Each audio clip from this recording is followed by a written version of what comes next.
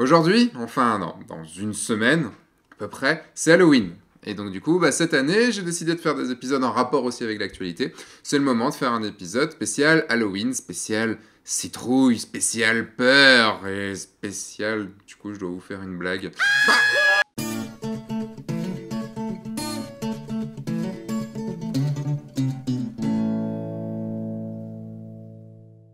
Bonjour, je suis Sébastien Roignan et vous êtes bien dans un nouvel épisode de F1.4.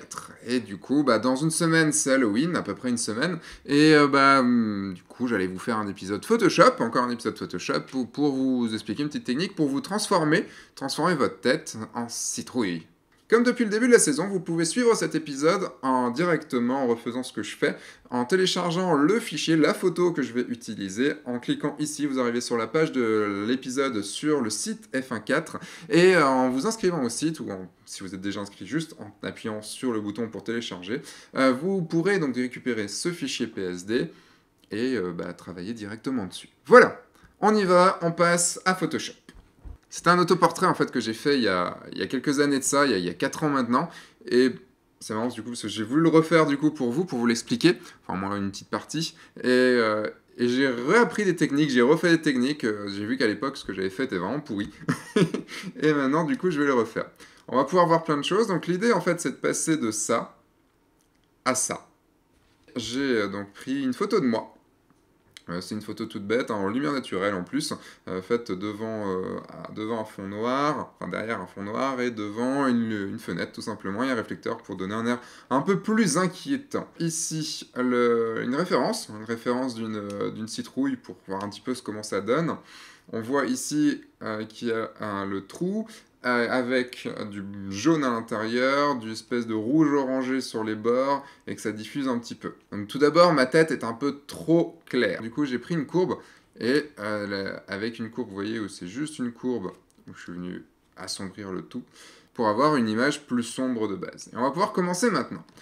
Je mets tout ça en bas, et je vais créer un nouveau calque, et ce nouveau calque, c'est là où on va dessiner l'œil. On va commencer par dessiner l'œil. Alors, je vais prendre l'outil plume ici, tac, et je vais dessiner mon œil. Je vais partir Je pense que je vais le dessiner comme ça. Alors, au début, je me suis inspiré de choses qui existaient déjà, de dessins de citrouilles. Mais là, je sais pas, j'ai envie de le faire... J'ai envie d'essayer de me la jouer comme ça. On va voir ce que ça donne. Hop... Tac, on va le placer comme ça. L'outil plume, du coup, c'est pas évident à utiliser l'outil plume. Hein. Ne vous inquiétez pas si vous avez un peu de mal au début, c'est tout à fait normal. Mais bon, voilà. On n'est pas là pour vraiment vous faire utiliser l'outil plume. L'outil plume, c'est très simple, c'est des courbes de Bézier. Enfin, c'est très simple, non, c'est difficile à utiliser, mais c'est des courbes de Bézier. Voilà. Là, je vais en définir, je fais un clic droit dessus et je vais faire définir une sélection. Rayon, contour progressif 0%, lissé. Hop, ok. Et donc, j'ai l'aspect du trou qu'aura mon œil. Je vais juste remplacer mon œil. Là-dessus, je vais prendre du jaune. Je vais aller venir prendre avec la touche, avec la pipette que vous pouvez avoir directement quand vous êtes sur une brush et que vous appuyez sur Alt. Je vais aller venir chercher du jaune qu'on a ici. Hop. Et avec Alt retour, je remplis mon calque. Voilà. On a le début d'œil. Maintenant, on va aller jouer dans les options du calque, dans les effets de calque. Pour ça, vous cliquez, soit faites clic droit et vous devez avoir option de fusion, voilà, ici. Soit vous pouvez double-cliquer dessus directement et vous avez les styles de calque qui apparaissent. Et pour les styles de calque, on va en utiliser 4 pour pouvoir faire l'effet. Bien sûr, on va bidouiller un petit peu après, mais on va surtout en utiliser 4. Tout d'abord, une citrouille, elle a, vous le voyez ici, une citrouille a forcément une épaisseur. La peau de la citrouille a une épaisseur. Donc cette épaisseur, on va la voir par l'ombre interne. Alors, on va la passer en plus foncé, en couleur plus foncée ici. Et on va surtout prendre du rouge. Hop, on va venir prendre ce rouge-là, voire même un petit peu plus rouge ici. C'est bien d'avoir l'exemple à côté, parce que c'est une photo que j'ai trouvée sur Internet, tout simplement. Hop, on va prendre du rouge. On va prendre du rouge comme ça. Je fais OK, on pourra revenir dessus de toute façon après, c'est pas très très grave.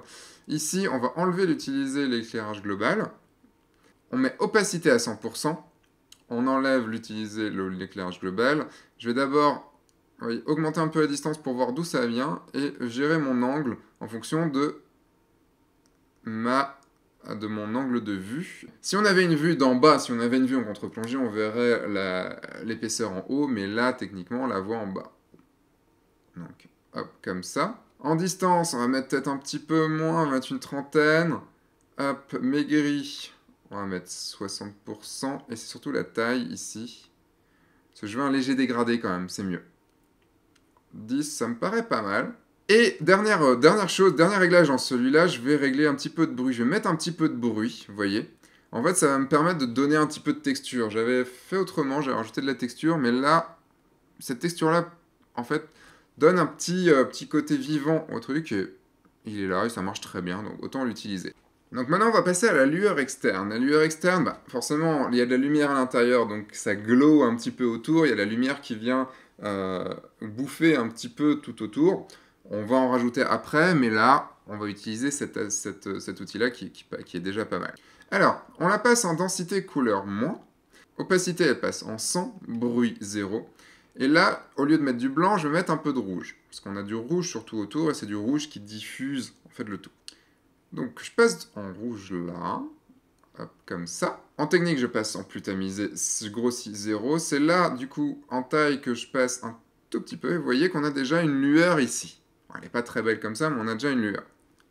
Étendu, je vais l'étendre un petit peu moins, donc en augmentant un petit peu le pourcentage. Et je vais voir ici s'il faut que je change un petit peu ma couleur, quelque chose de plus foncé, quelque chose de plus clair. Je vais rester là-dessus. Et vous verrez, là, ça donne déjà un petit effet. Mais cet effet, on va l'augmenter tout à l'heure parce que, bah, contrairement à une citrouille, même si c'est déjà un petit peu sur une citrouille, il y a un effet sur la peau. Si vous mettez une lumière en dessous, prenez votre portable par exemple, et activez la lumière et mettez votre pouce dessus, et vous voyez que le pouce devient, hop, je pense qu'on arrive à le voir comme ça, voilà, mon pouce devient comme E.T., il devient tout rouge. En fait, c'est ce qu'on appelle en 3D du subsurface scattering. Je ne sais plus comment ça s'appelle en français, mais en gros, c'est un effet de glow qu'il va falloir un petit peu utiliser, puisque c'est comme si on avait de la lumière qui passait à travers notre visage. Maintenant, on va mettre juste un petit... Quand on a coupé comme ça, quand on coupe quelque chose, il y a toujours un petit bevel.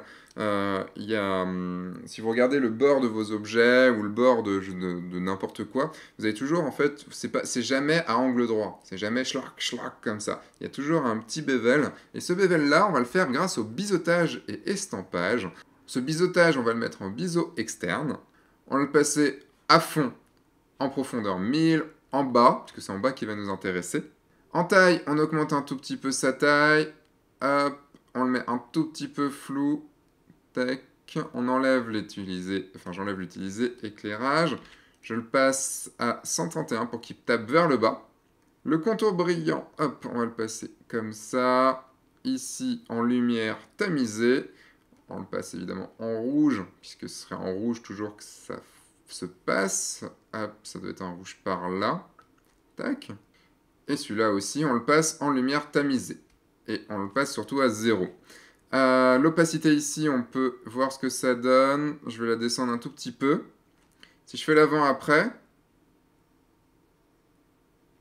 c'est très léger, mais c'est toujours assez léger de toute façon. On va peut-être l'augmenter un tout petit peu, on va voir ce que ça donne. Bon, on va le laisser comme ça. Je pense que c'est déjà pas mal. Ça donne en fait, c'est qu'un petit effet, mais ce petit effet change tout.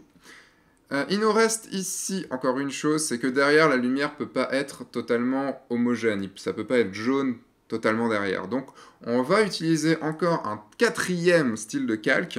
C'est de l'incrustation en dégradé. L'incrustation en dégradé, hop, donc passe en blanc complètement tout, donc c'est pas top. Ici, on le passe en superposition. Puis, on enlève un petit peu d'opacité, 20-25%, c'est pas mal.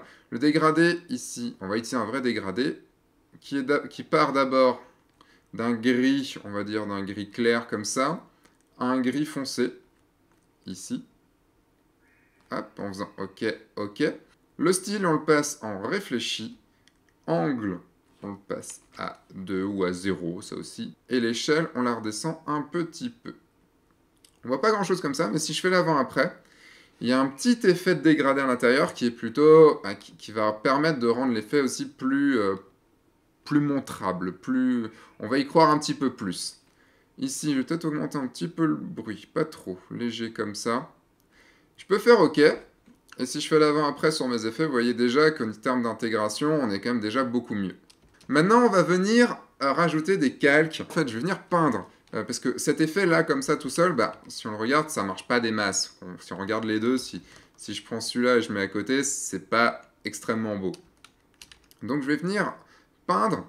Je vais rajouter un calque ici, juste un calque normal. Et je vais venir prendre le jaune ici. Et je vais prendre une brush assez grosse et une dureté surtout à 0%. Et je vais venir peindre à 0,5%. Un peu autour.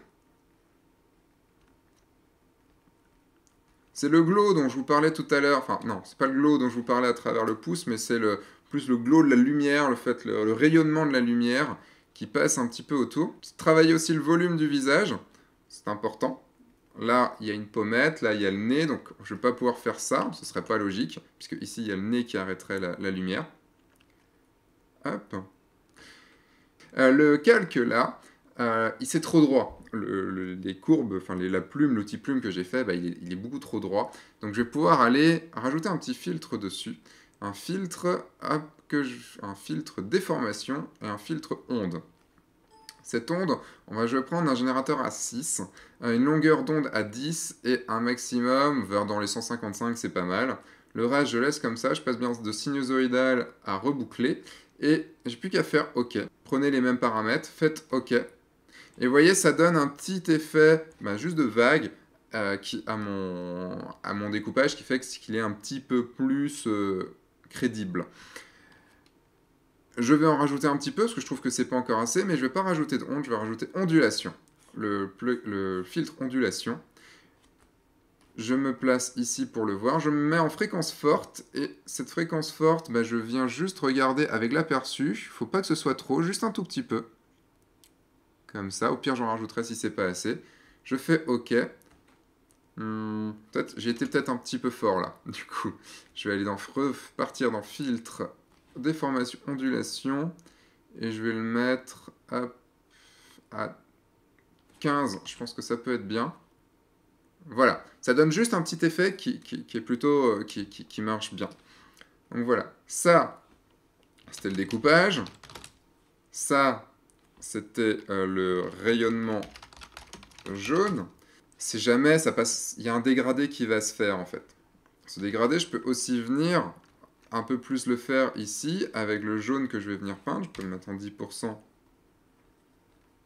Hop. Forcément, ma lumière derrière. Hop. Là, j'étais un petit peu fort. Faites attention ici. On pourrait le faire en 2 fois aussi. Faire un calque uniquement pour ça. Et après, refaire un autre calque pour le glow autour. C'est possible aussi. Là, je vais venir peindre en blanc.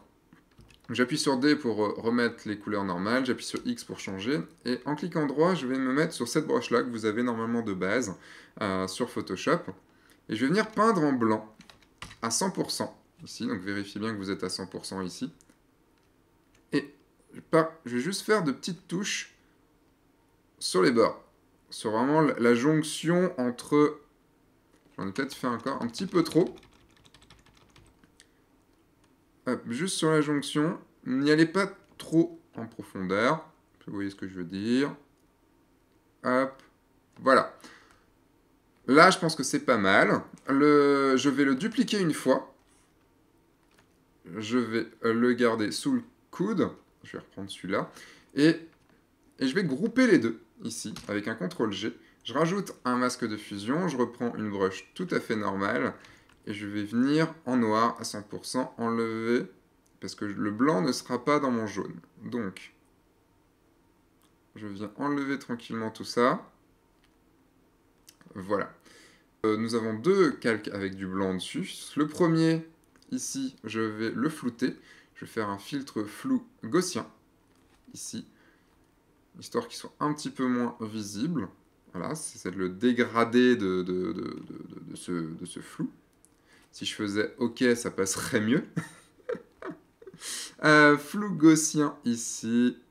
J'en rajoute un petit peu de flou, ça vous permet de le voir deux fois. Ici, vous voyez que j'ai un petit...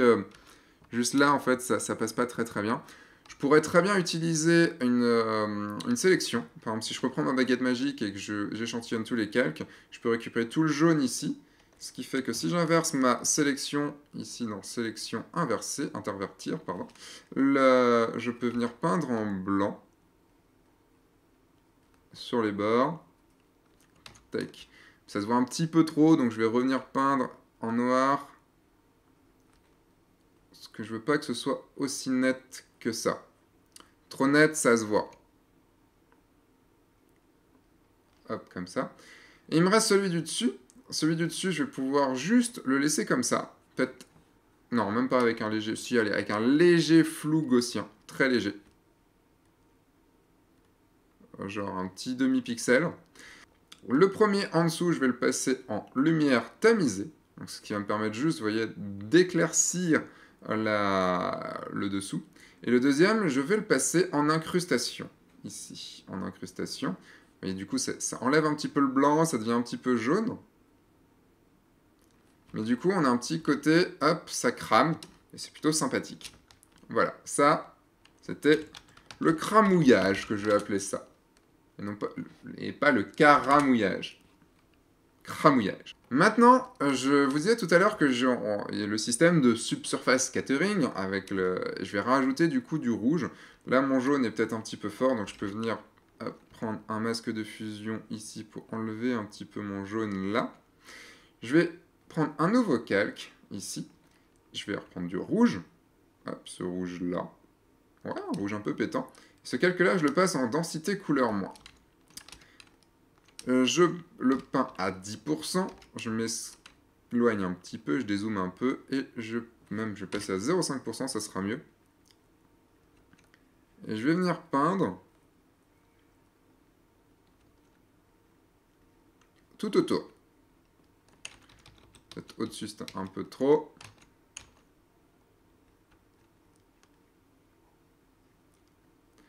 Faites bien attention au volume, travaillez bien vos volumes. Travaillez bien le dégradé, je vais même y aller à 2%, tiens. Une brèche un peu plus grande à 2%. Hop. À la limite que je suis un peu malade. Mais bon, en même temps, j'ai une lumière dans la tête, ce qui m'arrive pas tous les jours. Donc ça, c'est pas mal. Et je peux venir encore au-dessus, rajouter du jaune. Par rapport à ce que j'ai fait tout à l'heure. Pas à 50%, hein, j'étais à 0,5%. Je dis toujours 0,5 parce que vous appuyez sur 0 et 5 pour faire 0,5.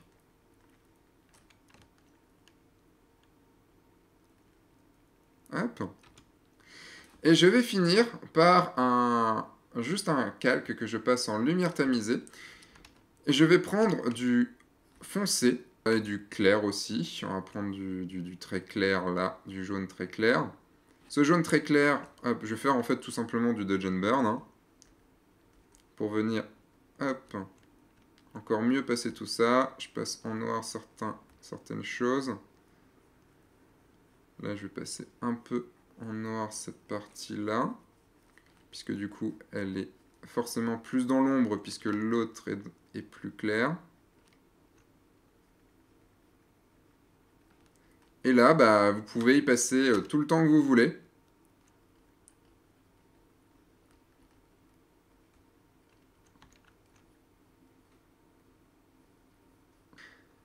Là, on a quelque chose de pas trop mal, qui pourrait vraiment, évidemment, être amélioré, comme toujours. Ça pourrait toujours être amélioré. Mais si je regroupe tout et que je fais l'avant-après, c'est quand même pas si mal que ça. J'avais dit qu'il y avait un deuxième œil. Pour le deuxième œil, c'est simple. Je fais CTRL J pour pouvoir dupliquer tout mon groupe, ou alors je l'amène ici. CTRL T et un clic droit dessus avec une symétrie d'axe horizontale, entrée, et je peux le passer de l'autre côté.